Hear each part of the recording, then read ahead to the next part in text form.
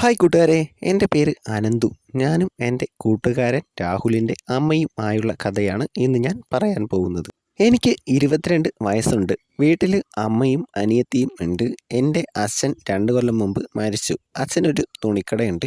ഇപ്പോൾ ഞാനാണ് അത് നോക്കി നടത്തുന്നത്. എൻ്റെ വീടിൻ്റെ 1 കിലോമീറ്റർ അപ്പുറത്താണ് കൂട്ടുകാരൻ രാഹുലിൻ്റെ വീട്. അവന് 17 വയസ്സുണ്ട്. അവൻ്റെ അച്ഛന് ഗൾഫിൽ ബിസിനസ്സാണ്. ഒരു പെങ്ങളുണ്ട്. പെങ്ങളും ഹസ്ബൻഡും ഇപ്പോൾ അച്ഛൻ്റെ കൂടെ ഗൾഫിലാണ്.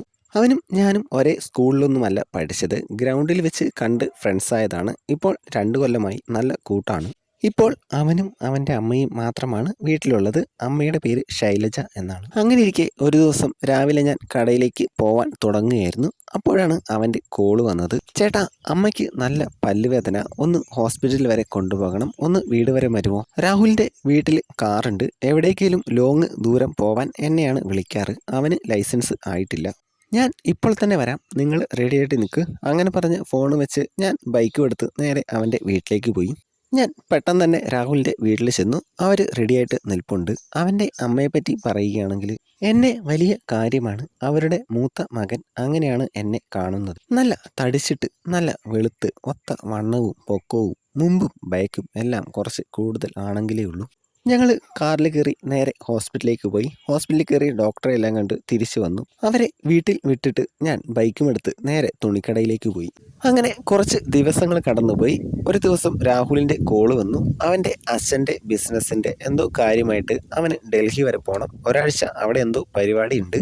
പിറ്റേ ദിവസം 4 മണിക്കുള്ള ട്രെയിനിന് അവന് ഡൽഹിക്ക് പോകണം. റെയിൽവേ സ്റ്റേഷനിൽ കൊണ്ടുപോയി ആക്കുമോ എന്ന് ചോദിക്കാൻ വിളിച്ചതാണ്. പിറ്റേ ദിവസം 3 മണിയായപ്പോൾ ഞാൻ അവൻ്റെ വീട്ടിൽ ചെന്നു. അവൻ എല്ലാം പാക്ക് ചെയ്ത് റെഡിയായി ഇരിക്കുകയാണ്. അവൻ്റെ അമ്മ എനിക്ക് ചായ എടുക്കാനായി അടുക്കളയിലേക്ക് പോയി. എല്ലാം തുള്ളി തുളുമ്പുകയാണ്. എങ്ങനെയെങ്കിലും ഒന്ന് പരിപാടി നടത്തണം എന്ന് എനിക്ക് മനസ്സിൽ തോന്നി. ഞാൻ അവൻ്റെ അമ്മയോട് റെയിൽവേ സ്റ്റേഷനിൽ വരുന്നില്ലേ എന്ന് ചോദിച്ചു. അവർക്ക് വരാൻ താല്പര്യമില്ലായിരുന്നു. തിരിച്ചിങ്ങോട്ട് വരുമ്പോൾ ഞാൻ ഒറ്റയ്ക്ക് വരണ്ടേ, നല്ല ദൂരമുണ്ടല്ലോ, എനിക്ക് ബോറടിക്കും, വാ എന്ന് ഞാൻ കുറേ നിർബന്ധിച്ചു.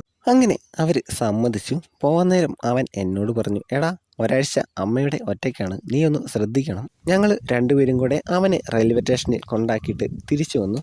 അപ്പോഴേക്കും സമയം 8 മണി ആയിരുന്നു. ഞാൻ വീട്ടിലേക്ക് പോകാൻ ഇറങ്ങിയപ്പോൾ അവൻ്റെ അമ്മ പറഞ്ഞു, എന്തിനാണ് ഇപ്പോഴേ പോകുന്നത്? ഭക്ഷണമൊക്കെ കഴിച്ചിട്ട് കുറച്ച് കഴിഞ്ഞ് പോവാം, നമുക്ക് കുറച്ചു നേരം സംസാരിച്ചിരിക്കാം.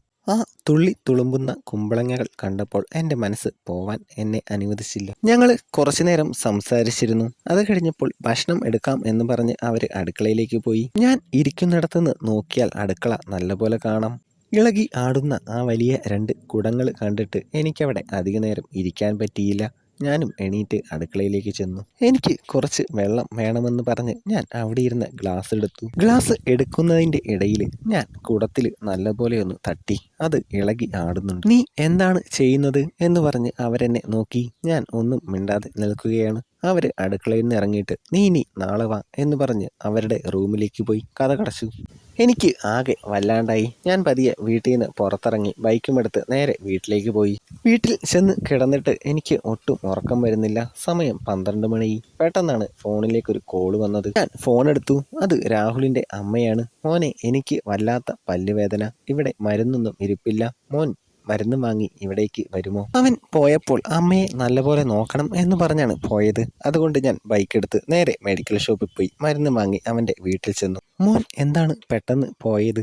ഞാൻ ഒന്നും മിണ്ടിയില്ല. മോൻ ഇരിക്കെ, ഞാൻ ഈ മരുന്നൊന്ന് കഴിക്കട്ടെ. ഞാൻ സോഫയിലിരുന്നു. അവർ അടുക്കളയിൽ നിന്ന് ഗുളിക കഴിക്കുകയാണ്. പെട്ടെന്ന് ഗ്ലാസ് മറിഞ്ഞ് വെള്ളം താഴേക്ക് വീണു. കുമ്പളങ്ങയിൽ വെള്ളം വീണു. എനിക്ക് നല്ലപോലെ ഇപ്പോൾ എല്ലാം വ്യക്തമായി കാണാം. അവിടെ ഉണ്ടായിരുന്ന തുണിയെടുത്ത് ചെരിഞ്ഞു നിന്ന് തറയിലെ വെള്ളമെല്ലാം തുടച്ചു. കമന്ന് കിടക്കുന്ന ആ 2 കുടങ്ങൾ കണ്ടപ്പോൾ തന്നെ എൻ്റെ കമ്പ് വടിയായി. ഞാൻ എണീറ്റ് ചെന്ന് കുടത്തിൽ പിടിച്ചു. അതിൻ്റെ ഇടയിലേക്ക് കമ്പ് വെച്ചു.